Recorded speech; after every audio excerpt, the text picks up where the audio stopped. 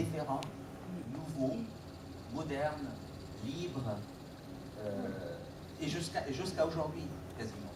Oui, une des phrases qui m'interpelle, c'est que la contrainte sollicite l'imagination. Encore une fois, c'est quand on est acculé qu'on a des idées. Voilà. Quand je fais un homme ou une femme, j'ai pas un sou.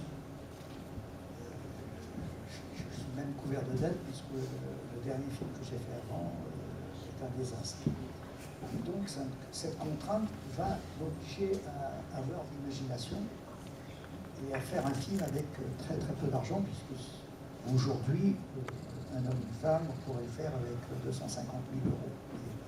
Donc c'est un film pas cher. Et ça reste aujourd'hui, à ce jour, le film français qui a fait le plus d'entrées à travers le monde. Donc dans le rapport qualité-prix, donc ce film reste un record. Et encore une fois, la contrainte, c'est quand on est acculé, c'est quand on est à deux doigts de la fin d'une histoire que l'imagination, elle, peut tout compenser. C'est la force de l'imagination sur l'argent, c'est la force de l'imagination sur tout le reste. Or, nous, les artistes, qu'est-ce qu'on est? Moi, j'ai toujours pensé que les artistes étaient les chouchous du bon Dieu et qu'il y avait des idées qui traversaient notre tête comme ça. On ne sait pas à quel moment elles arrivent. Elles peuvent arriver même en dehors des heures de bureau, la nuit, le jour, et que tous les artistes, les peintres, les musiciens, je pense que les traces qu'ont laissées les artistes dans l'histoire du monde sont plus importantes que les traces qu'ont laissées les hommes politiques. Je pense que les traces qu'a laissées Victor Hugo sont plus importantes que celles qu'a laissées Napoléon. Je me sers davantage des traces des artistes pour comprendre l'histoire du monde. Tous les artistes, qu'ils soient chanteurs, compositeurs, sont des observateurs un peu plus pointus. Nous sommes des observateurs, on voit les choses et on essaye de les partager avec le monde. C'est pour ça que j'aime les artistes. J'aime les artistes parce que j'ai le sentiment qu'ils ont des antennes un peu plus grandes que les autres. Les idées, on ne sait pas d'où elles viennent.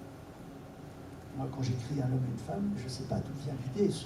Le jour où j'écris le scénario d'Un homme et une femme, la veille au soir, j'avais assisté à la projection de mon dernier film qui s'appelait Les Grands Moments, c'était mon 6e film, et ça avait été un désastre à la fois critique, professionnel. J'étais à Paris et donc après cette projection désastreuse, j'ai sauté dans ma voiture et j'ai roulé, et c'est vrai qu'à chaque fois que je ne vais pas bien, je prends ma voiture et je pars comme ça au hasard pour oublier et rester seul.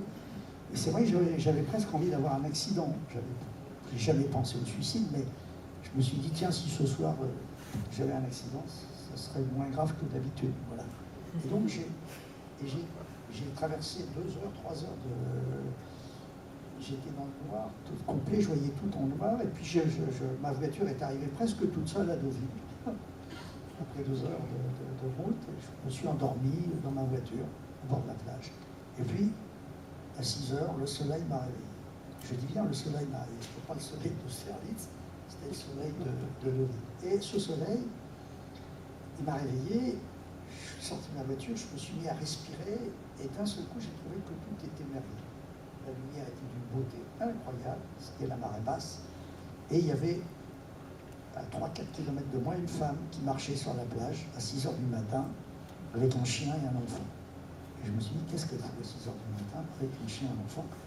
Elle était toute seule, et l'image était magnifique, la silhouette de cette femme était splendide, et la silhouette était tellement belle, le chien, l'enfant, j'ai eu envie de voir leur visage, donc je me suis rapproché d'eux. Et c'est en me rapprochant d'eux que j'ai eu l'idée d'un homme et une femme. C'est à ce moment-là que j'ai essayé de trouver une justification à ces femmes. Qu'est-ce qu'elle fait? Pourquoi elle se promène à 6 heures du matin avec son enfant, son chien? Et toutes ces questions que je soulevais, j'étais en train d'écrire l'histoire d'un homme.